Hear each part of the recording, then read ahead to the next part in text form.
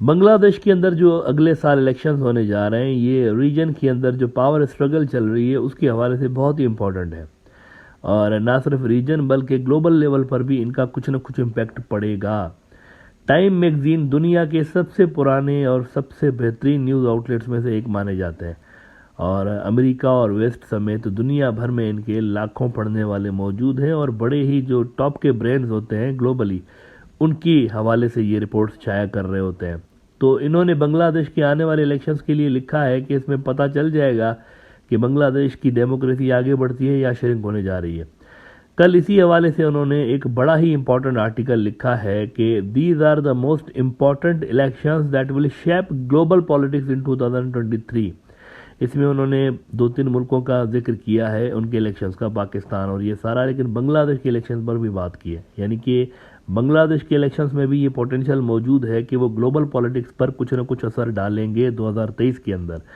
और माइकल किगलमैन साहब हैं, उनको इन्होंने कोट किया। अच्छा, ये जो माइकल किगलमैन है, ये असल में वुडरो विल्सन सेंटर, एक बहुत बड़ा थिंक टैंक है, इनका जो एशिया प्रोग्राम है उसमें डिप्टी डायरेक्टर है। तो बड़ी लेवल पर बैठा हुआ पोस्ट है जिसकी एशिया के अफेयर्स पर गहरी नज़र है। तो टाइम वालों ने इनको कोट किया है कि Kugelman is skeptical that a new election commission tasked with administrating free and fair elections will be truly independent and not heavily influenced by, if not dictated to, the ruling party. Either way, the vote expected in December could determine whether democracy flourishes or shrinks in Bangladesh.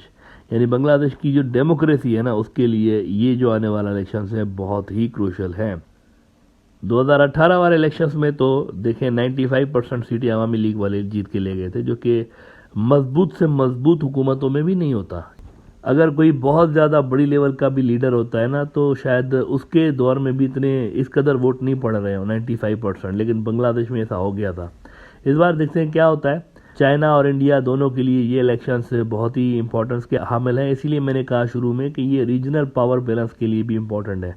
ये बिल्कुल वैसे ही important elections हैं दोनों मुल्कों के लिए, जैसे नेपाल के नवंबर वाले इलेक्शंस जो है वो चाइना और इंडिया के लिए इंपॉर्टेंट थे, जहां पर एंड में चाइनीज़ समझ रहे हैं कि उनकी फेवर की सरकार आई हुई है।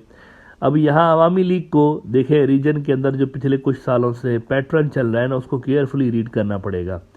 आगे भी अगर वो प्रो चाइना पॉलिसीज़ बनाने का सोच रहे हैं ना, तो उनको ज़रा देखना पड़ेगा कि इर्द गिर्द क्या हुआ है रीजन के अंदर पिछले 2-3 साल के अंदर।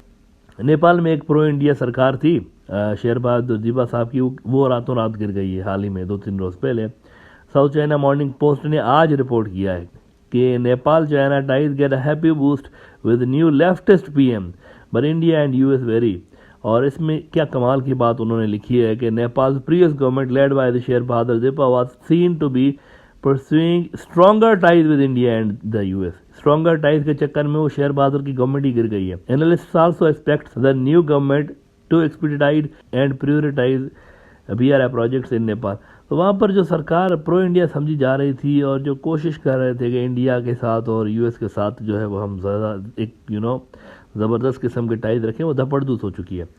इससे ज़रा पहले आप आ जाए राजा पक्सास, जो कि चाइना के साथ पैसों की वजह से, इन्वेस्टमेंट की वजह से फ्रेंडली थे, लेकिन इंडिया के साथ उनके टाइज पर्सनल लेवल के थे। जैसा कि मिंट ने रिपोर्ट किया था कि श्रीलंकन सफ़ीर को उन्होंने कोट किया था कि Rajapaksa used to always say China is a very very close friend but India is our brother and sister, within a family you have quarrels but finally it is your family.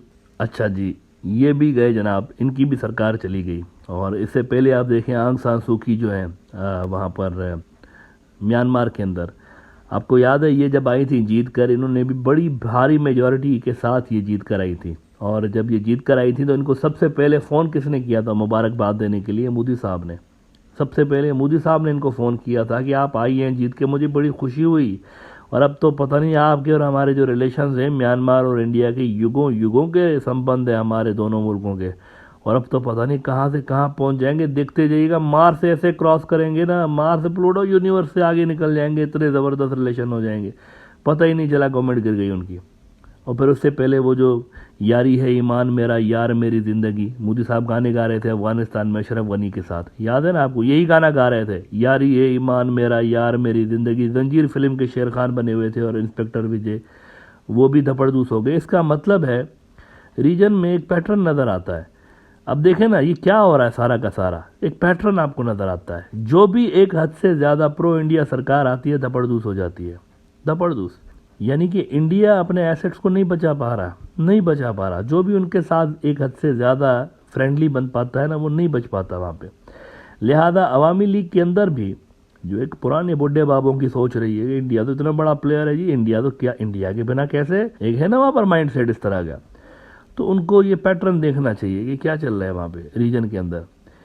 India के साथ brother sister वाले ties जो है ना, वो होने से आगे आसानी होगी, ये कुछ लोग सोचते हैं। तो शायद ये आइडिया इस बार काम ना करे, क्योंकि रीजन तब्दील हो चुका है, दुनिया की जो पावर स्ट्रक्चर है वो तब्दील हो चुकी है, रीजन का पावर बैलेंस जो है वो स्विंग हो चुका है इंडिया के खिलाफ गैर महसूस तरीके से, पता भी नहीं चला है और ऐसा हो गया है।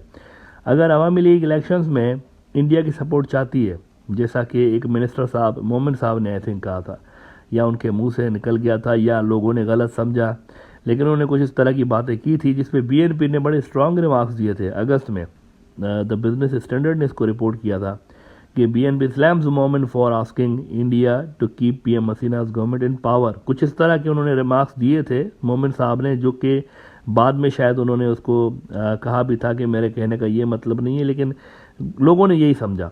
अब ये बात मोमिन साहब किस कॉन्टेक्स्ट में कह रहे थे इस पर मैं बात नहीं करना चाहता, लेकिन the bottom line is that any help from India under the current regional scenario will be linked with some sort of anti China demands. वो फ्री में हेल्प नहीं करेंगे इंडियंस, कुछ ना कुछ उनकी डिमांड्स होंगी जो कि एंटी चाइना होंगी डेफिनेटली। देखिए ना, कोई भी हेल्प फ्री में नहीं करता। तो अवामी लीग शायद एंटी चाइना कमिटमेंट से फुलफिल करने की पोजीशन में होगी नहीं, अगर वो जीत कर आते भी है ना, नहीं होगी पोजीशन में। तो फिर आप देखेंगे रीजन के अंदर जो सरकारें बन रही हैं वो थोड़ा सा एंटी इंडिया होती जा रही हैं, यानी इंडिया उनसे खुश नहीं है।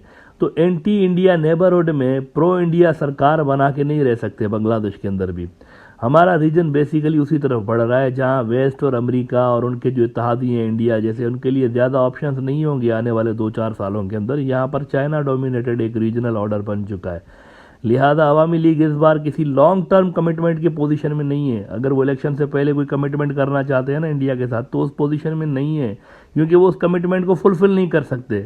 रीजन ऐसा बन चुका है कि आप नहीं कर सकते उसको फुलफिल। जो हवाएं हैं ना वो इंडिया के खिलाफ चल पड़ी हैं यहाँ पे। लिहाजा इसी हवाले से ये वाले जो इलेक्शन होंगे ये थोड़े से डिफरेंट होंगे। अच्छा, ये जो सारी बातें अपनी जगह है ना कि रीजनल और ग्लोबल इम्पैक्ट क्या होगा इलेक्शन का, लेकिन मेरे हिसाब से इस वक्त सबसे बड़ा क्वेश्चन पता है क्या है?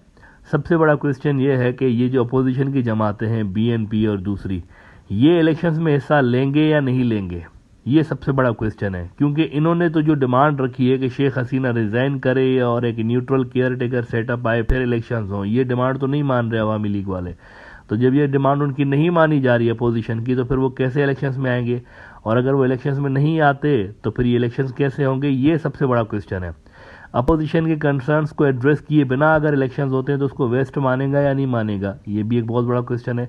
तो ये बात की बात है कि चाइना के साथ क्या मामलात होंगे और इंडिया के साथ क्या मामलात होंगे। अभी के लिए ये सबसे इंपॉर्टेंट क्वेश्चन है कि इलेक्शंस होंगे भी या नहीं होंगे, और होंगे तो किस तरह के होंगे।